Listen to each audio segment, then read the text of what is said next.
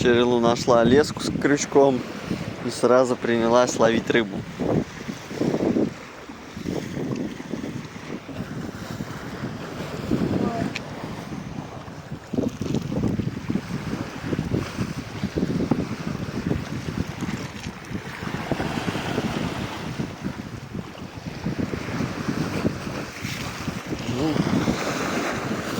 Вот так вот и проходят дни. Черри Лу добытчик еды, а я просто вот хожу здесь что-то вот, смотрю на солнышко. Вон там рыбаки тоже работают.